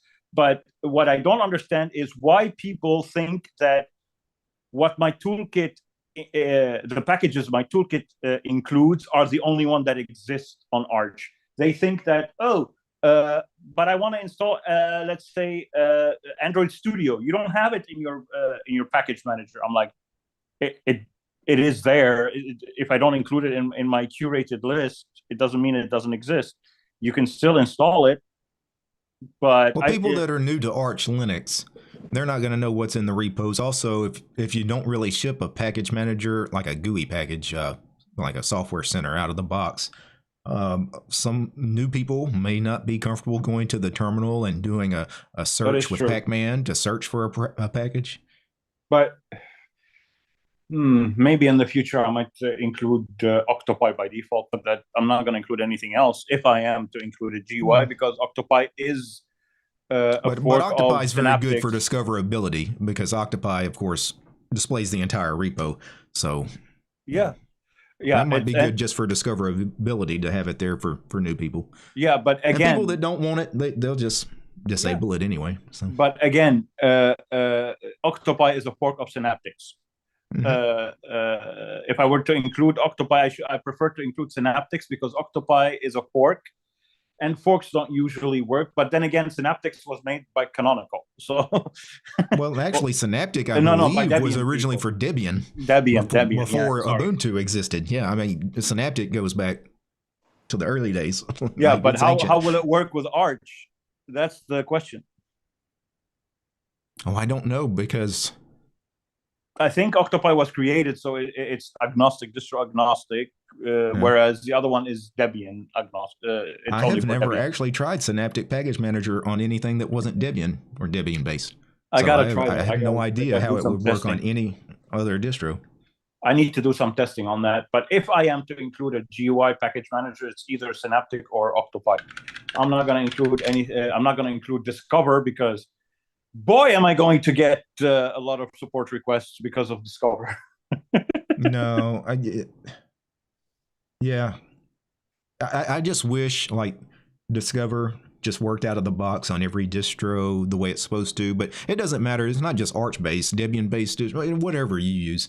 You know, that Discover Package Manager, that or Software Center, it just crashes. never works right. It looks good. I want it to be good, but it's Here's the problem with Discover. It used to handle updates for your widgets and your themes and whatever on KDE. Now it doesn't. They mention that when you open it, it tells you can install widgets and themes, but updates will not be detected.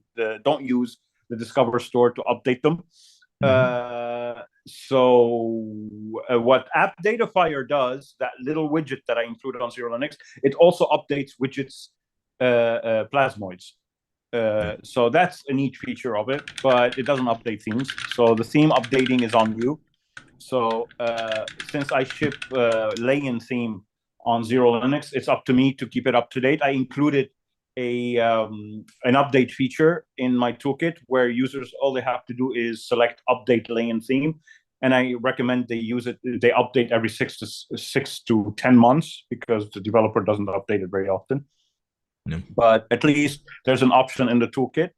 But Steve, other than that, I cannot find the Synaptic Package Manager in the Arch repos or in the AUR. So I don't believe it would work at all on them. But yeah. I can't even find like a experimental package or anything like, because usually they'll put crap even in the AUR, you know, stuff that is dangerous to use or doesn't work, but they'll have a warning or something. Synaptic's not even there. It's blasphemous. My guess, Octopi is the fork that works for. I mean that's probably Synaptic for Arch, right? They just changed all the apt commands to pacman commands. So it even has its own update notifier in the tray. Their default icon sucks. It's a ghost. I like the pacman ghost. Yeah, I don't like it. It's really too big. Don't know. It's big for the panel. It's a little bit too big. Oh, I haven't noticed that. It's not the right size? It's not the right size, no. It's a little bit too thick. But otherwise, if I'm going to include, I'll include a custom icon. I mean, I guess you could change the sys tray icon. Yeah, I can. They offer the option in the settings. I will set it to the XeroLinux icon and call it a day. But other than that, the people love XeroLinux for one reason. It doesn't include bloat. The most common thing I get is it looks good and it doesn't include any bloatware. Well, I've always endorsed it as one of the prettiest distros.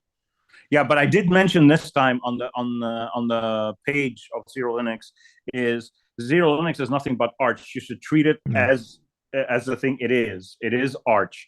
So if the looks made you think otherwise, I do apologize for that. But it is. Well, that's one thing. With Arco Linux, now Arco has a million different ISOs, including some very minimal command line installations you can run through. But in the early days of Arco Linux, one of my complaints with it, even though I used it, I stripped everything out, all the bloat. But Eric was shipping 3 browsers on the ISO. He shipped 3 terminal emulators.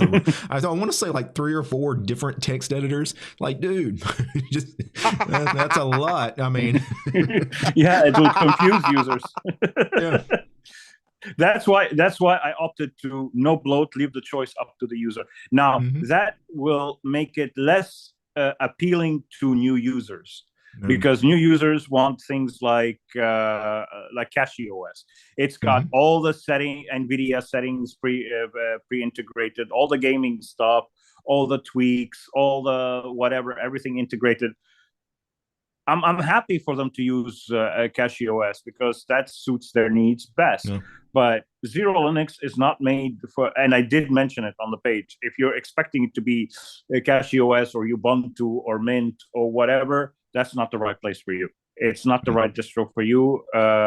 It's Arch, and at the bottom, I told them if you need help with anything integrated in XeroLinux, I'll be more than willing to help. But if it's related to your hardware config or KDE, you RTFM. That's it. You know what the reason my guess is for Eric, including so much bloat, is probably what you're talking about as far as, users not agreeing on what should be the defaults. Well, let me just give you about 5 different things. Yeah, you'll like one of them. Well, also too, Eric, I mean, his favorite programs are proprietary software. Like he was shipping the Vivaldi browser and Sublime Text as defaults.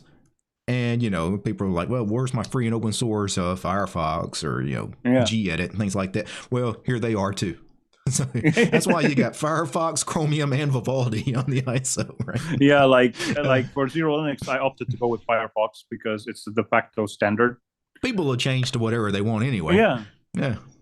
I am a Vivaldi user. I'm not going to force users to use what I like. I'll just put the de facto defaults. And then if they want to install anything else, they can do it via a package manager. It's up to them. But the thing that's annoying me now is Calamares changed so many things because when when XeroLinux went on hiatus for a while, I didn't touch Calamares. I didn't keep up with updates or anything.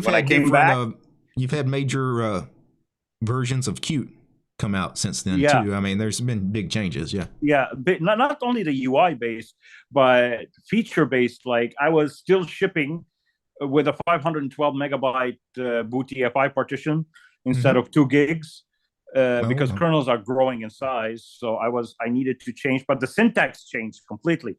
It no longer was the same. So I didn't change it for a while.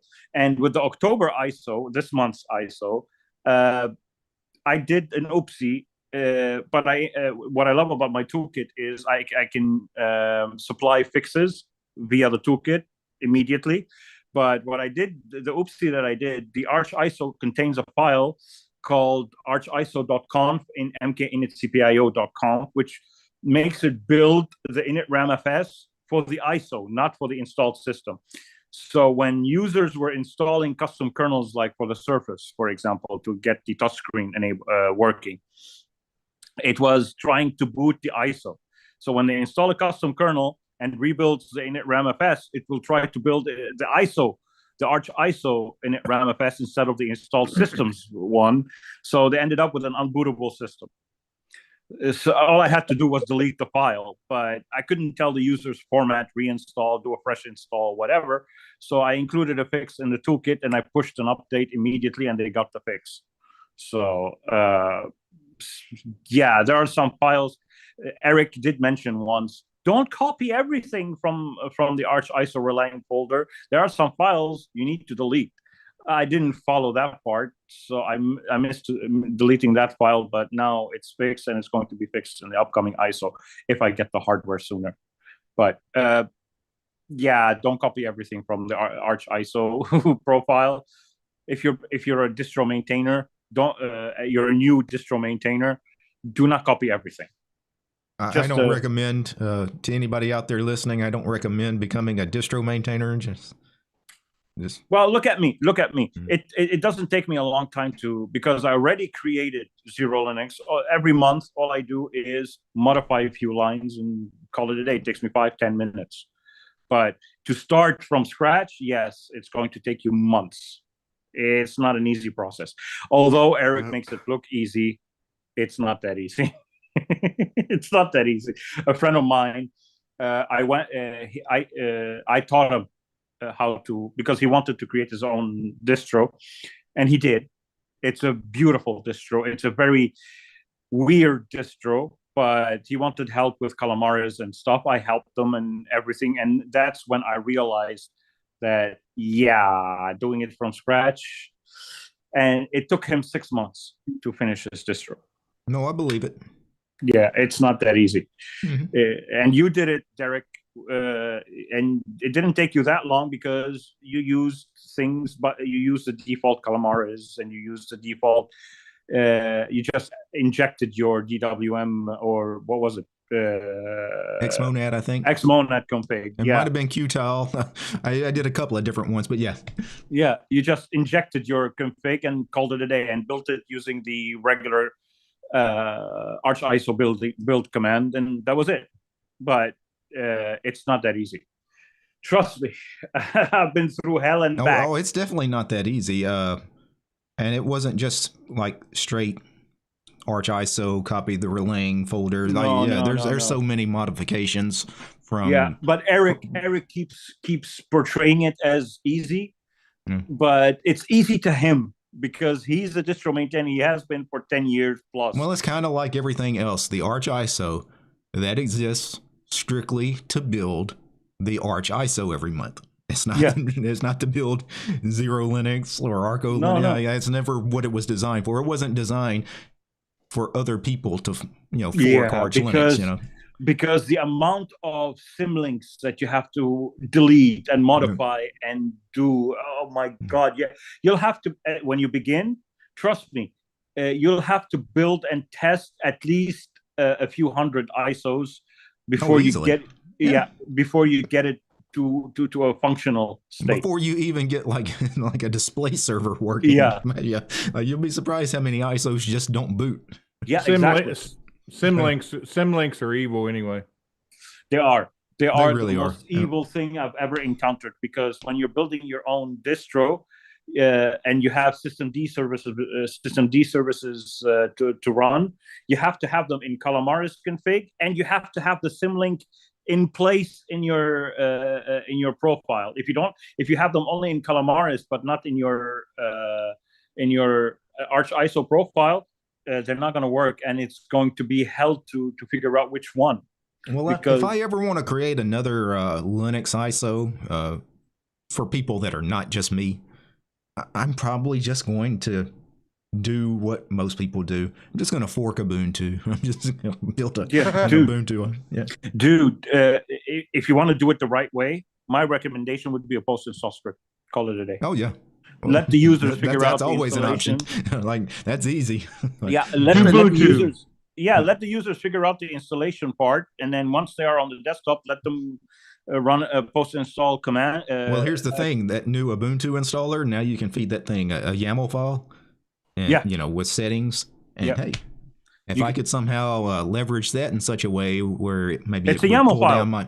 The only problem with the YAML file is the indentation. The indentation. Yeah. If you have one extra tab, it's gonna explode in your face. You could call it Dubuntu. You can just tell everybody it runs. Well, I'll give you a hint. No matter what text editor you use, in my case, I use mostly Emacs and Vim, but whatever you use, make sure that you have your tabs and spaces settings in those, whatever config they use. Just make sure that you have, for example, I have tabs turned off in both Emacs and Vim. I have it just expand to a certain number of spaces, because you'll run into the problem where certain languages don't treat tabs and spaces the same way. Certain config files, and just get rid of tabs. Just completely get rid of tabs. Well, just always have it expand to 4 spaces or whatever you want to use. Being a KDE user, I use Kate and I set it to YAML. It will tell me if there's one extra tab or not, because it's color coordinated. Right. So if I have one extra tab, it will be all in red. So that means it's broken. So there's an extra tab somewhere. But also, people don't know this. In order to use any other language than Bash in Kate, you'll have to install the subsequent plugins for Kate. Well, of course, that's standard though with it prompts text editors. The problem with Kate is it prompts you. It tells you, "Oh, I see you're trying to write in YAML or TOML." Yeah, it doesn't make sense to support every single language out there, because most people are only going to work in just a couple of different languages. So it just saves a lot of space. Hey, if you need support for C or C++ or whatever it is, Python, go get it. Yeah. Well, here's the thing with Kate: it prompts you and it tells you, "Do you want support for YAML or TOML?" You click yes. But it does nothing. It doesn't tell you that you are the one who has to install the extra packages. It just tells you, do you want support? Yes. By extension, it should do it itself. But it doesn't. It just relies on you to install the packages. It just gives you the name of the packages. And that doesn't sound right. Why would it prompt you if the I don't prompt know. does nothing for you. Yeah. When you click yes, apparently what it's telling you is missing. You're typing in YAML or TOML. Missing are those packages. Do you want to? Will you install them? You click yes, but it's up to you. But it shows you the names of the packages. It's up to you to do sudo pacman -s and install those packages. It doesn't do it for you. That's stupid. I found it stupid. If you are going to prompt the user, just do it yourself. Why should I do it? Well, I mean, I guess because obviously KDE is for every distro, every package manager. Like, it'd probably be kind of hard for them to implement it in such a way that it'd work on every distro. True, because it doesn't. It needs to figure out what package manager you're running. That's true. So it's up to us internal to install. package manager deal solved. It's not that hard. Well, what I do on XeroLinux, I include all the Kate plugins out of the box. Yeah, but BigPod makes a point. I mean, they could just maintain their own plugin repository, or just pull things down using the curl command. I mean, every distro has curl. At the end of the day, what you just need to do is you have some sort of server with some sort of API that has. Here you have all the packages in quotation marks, and then you all you have to do is have essentially some sort of download, which is curl, that pulls that link down and places it in the right directory. And puts it in the plugins folder. Right. It's not that hard. Yeah, I know it's not that hard. That's why I find it a bit weird why they're not doing it that way. Well, whatever. Just more work probably for them to maintain those packages. An hour of work. Well, for me, I just include all the Kate plugins that exist on the Arch repositories and the AUR. I include them on the ISO and call it a day, so users don't have to think twice about it. Hey, speaking of tabs, the reason why I prefer spaces is because so when it comes to working on Windows Notepad, the tab is 8 spaces by default, and you can change it. So that's why I prefer spaces for, 2 spaces for HTML and 4 spaces for PHP and JavaScript. Yeah, that's the problem is the standard tab. I mean, is it supposed to be 8 spaces? Is it supposed to be 4 spaces? I mean, depending on what you're working in, it's different. That's why it's best just to, disable tabs and have it expand to a certain number of spaces every time. Yeah, but 8 spaces as tabs, I mean, that's difficult for me to use as on a notepad. Yeah. Anyway. Yeah, I agree. The whole tabs and spaces thing has been one of those arguments. It's kind of like the old, System D versus Sys5 init, that kind of argument. Now, tabs and spaces was the original kind of argument people had. Yeah. Now, let's get into a little bit of news. We're running for an hour and a half here. So one thing I did want to just briefly touch on, obviously the Linux kernel little thing with the Russian devs being removed from the project, obviously. Get out of here. Get out of here. Yeah. Leave.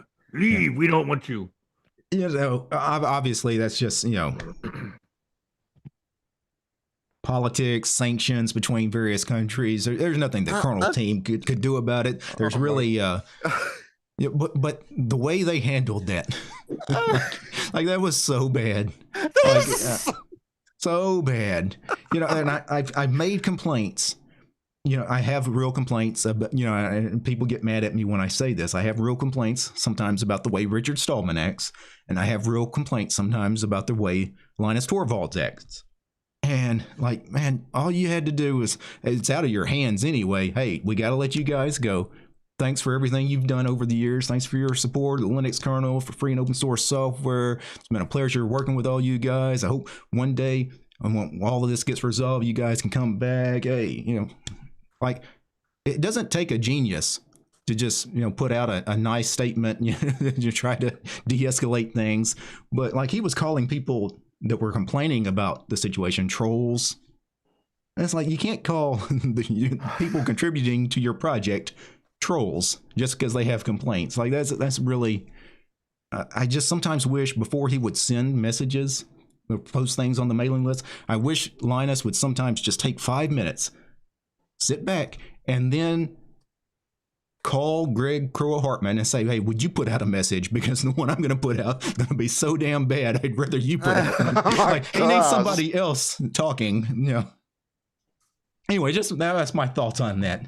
As far as the whole, you know, the folks getting banned from the kernel project, I mean, that's, again, that's nothing that the kernel team or any of these devs can do about it. That's just, unfortunately, sanctions. I have real complaints about international sanctions. It's the U.S. and Russia and China for decades now have been placing all these sanctions on country, or not the country themselves, but companies within the other countries, and it's created just a nightmare to deal with. You know, we've been facing this issue forever as far as, you know, which Russian companies can you do business with, which Chinese companies can you do business with, and it's the same thing on their end. They can, I don't know. Yeah, I'm glad to talk about that, DT. I mean, I love open source, but I mean, banning people just because of the EU email adjustment, that's just but there's nothing you can do about it. I mean, it's a presidential executive order. They got no choice legally. Their lawyer, and it's a company. The Linux Foundation is a company that gets millions of dollars, probably hundreds of $millions from, you know, all these $1 trillion companies like Google and Microsoft. Like, they have to abide by the law. There's it's out of their hands. They can't. There's literally nothing they can do. They just have to follow the law. Yeah, open source versus proprietary. But the way they. I mean, like, it took them a while to even put out any kind of real statement, and then when Linus Torvalds finally starts talking, and it's just all of this nastiness comes out of him. Like, just and it had been a few years, because you remember when he had to go to sensitivity training. They sent him for sensitivity training, and then he came back, and people were like, "Well, maybe he's changed. He hasn't done anything in a while." It's like, no, angry people that have a lot of anger in them and kind of blow up all the time. Rarely do they ever really change, and you know, that was just one of them situations where it came out. I think they actually fall into. I think it was all planned because of the format the American people have, and other countries too. Is bad publicity is free publicity, and you know, you go and let Linus spout off and say something stupid. All of a sudden, people are going to be like, "What's this Linux stuff they're talking about?" I promise you that, like, the CEOs of companies like Google and Microsoft and Meta, they don't appreciate when he kind of acts the way he does sometimes. That's not good press. No, but and when people talk about bad press, any press is good press. They're usually talking about celebrities, because, you know, just anytime people are talking about me, it's good. But in Linus's case, usually anytime we're talking about him, it's almost always bad. Yeah. I despise politics. No.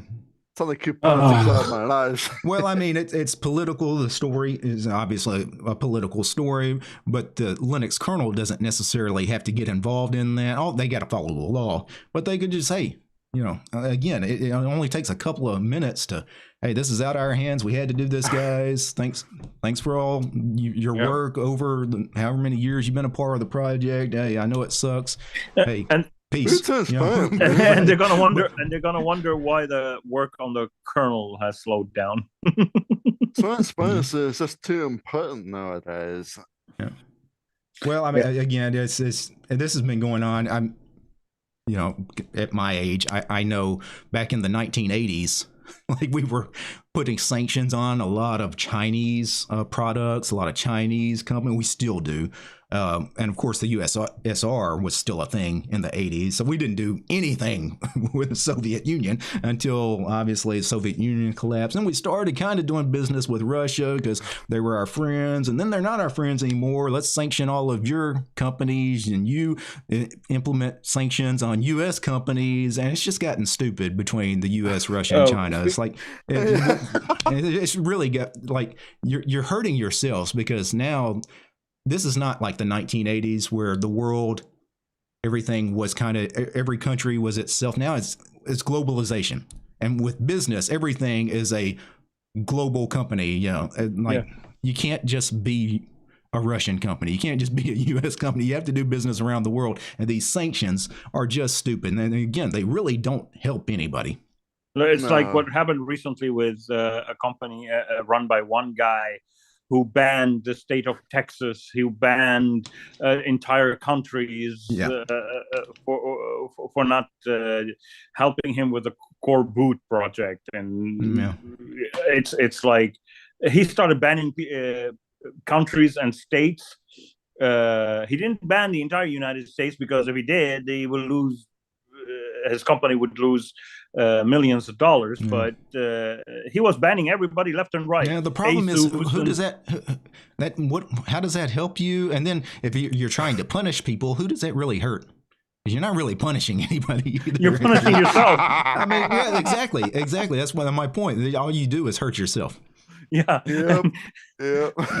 And the whole thing was because he thought the fork of System 76's core boot code was I remember that. Yeah, he lost his mind over as a whole. Something dumb. Yeah, it wasn't 80% as a whole. It was 80% done of that part of it, not as a whole. But he wouldn't get it through his thick skull that it was still missing its core functionalities. But in his head, it was 80% complete as a whole, and he was wondering why he wasn't able to get it to work on his laptops. I'm like, well, some people, obviously they get angry, they take things so personally, and, that's part of Linus Torvalds' problem, is he gets so angry so quick. And it's because it's like the slightest thing offends him. Like he takes things personally that really aren't about him. Very like short. The whole sanction thing had nothing to do with him personally. Like, you've got to buy, but it's just, it's like, you got to calm down, right? It's like what we call in Lebanon, people with short fuses. Yeah. Well, I personally think that the Linus Torvalds flipping off Nvidia video, I think it should be banned from the internet forever. Everybody every year, once a year, it comes back out. Yep. Yeah, they memed the heck out of it. Yeah. Yep. What the hell? Okay, if he looks at Nvidia today, he will take that back, because Nvidia has done so much since he flipped it off. It's no longer arguable. He can no longer use that against Nvidia, because Nvidia now has come so far, and in some instances Nvidia is more usable than AMD on Linux. In some instances, not all. Is Nvidia a sponsor of the Linux kernel? I'm sure they are, but are they like one of the platinum members, or they're on the chair? Yeah. Are they? Okay, I assume they Nvidia, would be. AMD, all of them. Because at some point, when companies are giving you, millions of dollars to help support your project, you kind of have to stop talking bad about them. At least, you probably should. Like, for example, he used to talk badly about Intel, but since Intel has a lot of money in the game now, and they have their own proprietary code in the kernel right now, Linus can't say anything anymore. Well, I mean, you can't bite the hand that feeds you. Exactly. If you're asking all these companies to give you millions of dollars, and they do, you can't then turn around and start criticizing them. Tell my cat that. Yeah. Like, there are some AMD users right now who are flipping off Linux because they're owners of the RX series, RX 500 series. There's an issue with they dropped the drivers. They dropped the driver support, and they're like, Linux? No, I'm gonna stick to Windows. At least Windows, I have support. But these are probably new Linux users, and I get it. It's frustrating, but if you've been around for a while, unfortunately, you would understand. Yeah, this is normal. Yeah, there is going to be a time, whatever card you're running, I promise you, there will be a time where that driver is not going to be in your distribution's repos anymore. Yeah, and exactly. If you want that driver, you're going to have to go build it yourself. You're going to have to go find it. Yeah, and you have to build it yourself. Yeah, like it used to be a major problem with AMD like 15, 20 years ago, because AMD did not support their drivers that long in Linux. You could seriously buy a card, and 2 years later, where's the driver? Yeah. That's why they have the AMD Pro proprietary driver, because from what I heard, I might be wrong, but the RX, if you have an RX 500 series card, the drivers are now still current, not updated. They're not current. They're old. That doesn't make them current. But if you want to have a chance to use your RX 500 series, you have to install the AMD Pro proprietary drivers, because they're still part of the binary. But if you want to use the open source one, no, it's not there anymore. Well, they on Arch, would it be in the AUR? Probably still. Probably, or you, if you were already on Linux when they dropped support, you can roll back to over there's just pin the package. Yeah, Warhammer. No, not Warhammer. Somebody on Matt's server has an old AMD card. They cannot upgrade to a new version of Mint. I think it's War Thunder. He cannot upgrade to a new version of the driver, because the new version drops support for his GPU. So he has no choice but to stick to a version of Mint that has it in their repositories. Mm-hmm. So he cannot upgrade to the latest Mint version, or else he will lose support for his GPU. So, but at least we have the choice on Linux, whereas on Windows, no such thing. Like, yeah. I was about to say the same thing. As at some point you do just have to go buy a new card. At some point, yes, you just install the old version of the driver. That's the problem. As long as you get it installed, the driver installed, and then just pin the package, make sure your package manager in many ways on Windows you have that better compatibility than on Linux. Because I have a friend, if it goes on the kernel, it's over. Yeah, well, I have a friend who's weird. I might have mentioned him multiple times on this Patreon cast, but that friend refuses to move away from Windows 7. He doesn't use the internet that much. He only uses it on his iPad. On his main computer, he doesn't connect it to the internet. So, but he refuses to move away from Windows 7. And the last Nvidia GPU to have an actual Windows 7 driver is the 30 series, or the 30 series cards. Anything beyond that, no support for Windows 7. So he's like, I don't care. I'll stick to a 3080. Does Microsoft even support Windows 7 anymore? No. Yeah, it ran out. Yeah, he doesn't care. He doesn't care. He doesn't connect it to the internet. All he has on that computer is it's a storage computer now. He doesn't use it for anything but storing stuff. But he refuses to move away from it because he doesn't like Windows 10 or 11 or anything after that. And he doesn't like Linux. He's not a Linux user. So he wants to stick to Windows 7. And by sticking to Windows 7, and he's an Nvidia guy. He will never move away from Nvidia. Yeah, but unfortunately, I mean, there's a significant percentage of the population that does run old operating systems. He's not the only one running Windows 7. Yeah, I know. We have this problem on Linux. Well, a few years ago, you remember Linux Mint, the maintainers were complaining that according to their analytics, there were people that were still like 3 versions back. Yeah. And of course, Ubuntu, there are millions of machines running things like 1604. Yep. It is the year 2024, people. If you're running an 8-year-old LTS, like, well, what are you doing? Yeah. I love Windows 7, but I know it's no longer support. I mean, the reason why I love Windows 7 is so much is because I just like the arrow glass and you like the theming, and the simplicity. And if you look deep into Windows 10 and 11, they still have Windows 7 elements. Mm-hmm. So even Microsoft is having a hard time letting go of Windows 7. So I'm like, okay, why don't you build a modern Windows that is like Windows 7? Stop throwing that shit at us, that shitty UI at us that comes from Windows 10 and 11. Or could it be that they don't wanna remove them because backwards compatibility? Compatibility. People get used to what they get used to, and you can't change. And programs are still reliant on some of those APIs, so you got to keep them. Yeah, well, recently in the 24H2 or 22H2 of Windows 11, they removed the ability to move the taskbar. So the taskbar is at the bottom forever. No. They decided, hey, no, you're not allowed to move the taskbar. That's it. It should stay down there. Yeah, that's, people should, you got to have basic customization options. Like I should be able to move my panel anywhere, and I should have the option to move the taskbar, or even if I don't want a taskbar, that should be an option. Yeah, no, they removed all that, and even the question tweaks. Is why? Yeah, why? Even the tweaks, like why do you need customization options? Yes, that's the question. Because more people, like not everybody wants a panel at the bottom. Some people want it on the top. Some people want it on the left.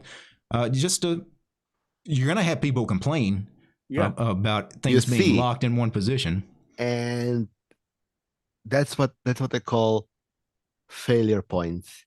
Less you you code, introduce more bugs when you give them more options, obviously, to but have failures. No. Well, there are tweaks out there like start all back. Start all back allows you to do some stuff with your taskbar, not much. But and here's another thing that I discovered on Windows because of Chris Titus Tech. There are more open source projects for Windows now than there has ever been. Yeah, there's more open source projects, period, than there's ever been. Yeah, we know that, Steve. Well, what surprised me is Windows is getting open source software. Wow. Well, Microsoft makes open source software now. Yeah. The thing is, Windows always had open source software. Yeah. We just didn't know it. Always. The direction of computing is going to go to where it's all audio commands. Anyway, you're going to get to the point where having pretty stuff around what you're doing is not going to be available. You're just going to walk up to your computer and say, please start third video of DT's broadcast. YouTube, it's all blah, going blah, blah. to be. No, that be won't Star happen. It's going to be the holodeck and Star Trek. I just tell it what I want, and it that is a horrible user interface. No matter what people say, it's a horrible user interface. Oh, can you imagine what autocorrect's going to give you when that happens? Oh my God. Yeah, because not everybody speaks well. That, can you imagine that some people will talk and in general, that is a horrible and user experience. We're coming to the actually good user experience, pointing to things, which is touch screens. That's what I want. I want my greasy fingers on the screen. Yeah. Sorry, but reality is your normal action is to point to things, to press things with your finger. That's your normal user experience. That's why touchscreens are so popular. That's why, because it is completely normal to us. Well, that's why phones are so popular. That's why our mobile operating systems, that's all the kids know. They don't know a keyboard. They don't know, they can't. No, seriously, like the younger generation, I've got, young nieces and nephews. Like that's what they know, phones and tablets. They don't know like a real computer. Well, just like I had this autocorrect that happened earlier. I said, I hope and pray. And what come out was my husband pray. Yeah. Well, guys, let's go ahead and get a last word from everybody as we're coming up on the end of the 2 hours. Hopefully I get this in a time frame where maybe it'll get synced to Odyssey. We'll see. But Hip Dad, take a minute or two and give us a last word. Last word is, if you ever see me randomly dancing around and doing a jig, it's because the guy that is logged into my new pacemaker, he's making me dance with his iPad. So. Does it have Wi-Fi? Well, it connects to a base next to my bed, but when I got through getting the pacemaker, he came in to calibrate it, and he took an iPad and he sit there and raised my heart rate up and down to make sure it worked. Wow. Yeah, I wasn't aware that they had that kind of technology where they could control. Yeah, what it does random EKG checks and sends it to my cardiologist. And if there's any, issues that pop up that are emergency situations, then if they need to recalibrate you, they can just hit a button, right? Yeah, actually. No, interesting. Well, hope you're doing better these days. I know you were down for a little while. Well, yeah, I finally got my 3 weeks in. I was able to mow the 10 inches of grass I had, and yeah, so I got that, burned a bunch of brush pile. Yeah. Yeah, cool. Well, thanks for hanging out with us, Hip Dad. Big Pod, No problem. give us the last word, sir. If you haven't already, check out the latest episode of No Tax Allowed podcast where DT was the guest. And if you like it, please Yeah. subscribe. We're I'll looking put a for link in the subscribers. YouTube. Those of you in the YouTube chat, there is a link to that episode if you guys want to go check it out. I watched it. DT was a great guest. We had some interesting topics, some fun ones anyway. And I don't watched it forget too. that tomorrow the new episode comes out. What's the topic? Can you give us a preview? We had another guest, Savvy Nick. Okay. And Yeah, we I know. talked 7 about stuff. Okay. Very cool. Well, I'll be looking for that. Thanks for hanging out with us, Big Pod. Grayson, you want to give us the last word? Sure. I made plenty of videos on Odyssey. My channel name is Grayson Perry, and you can check that out. Yeah, I'm pretty sure I'm subscribed to you. If I can go find the link, I will also share that with the folks in the YouTube chat. Yeah, I haven't been making a lot of videos. I was kind of busy with my work, and Right. yeah. But for those in the YouTube chat, there is a link to Grayson's Odyssey channel. All right. It's well, nice thanks- to be on Odyssey instead of YouTube. Yeah, I would agree. I think it's great having multiple platforms. It's nice not having a single point of failure. Like if, for whatever reason, YouTube just disappeared tomorrow, well, it's not like all my videos disappeared. They're still playing on Odyssey. Yeah. So, yeah. But thanks for hanging out with us, Grayson. Appreciate it. Oh, you're welcome. It's right. been a pleasure talking to you. Yeah, great. Come back and chat with us next time. Sure. Steve, give us the last word. My last word would be XeroLinux is not gone. It's not going anywhere. It just will take me a little bit longer to release a November ISO because I'm still settling down in Serbia. And thank you to each and everyone from the bottom of my heart for helping me get out of the war zone. So just be patient. A new version of XeroLinux will make it at some point in November. Just waiting on some hardware that was donated to the project, and I need to thank each and everyone here for an amazing Patreon cast as usual. And I did watch the episode of No Tax Allowed, or NTA, as we call it, with you, DT. It was really interesting. But yeah, thank you, everyone, and we'll see you on the next one.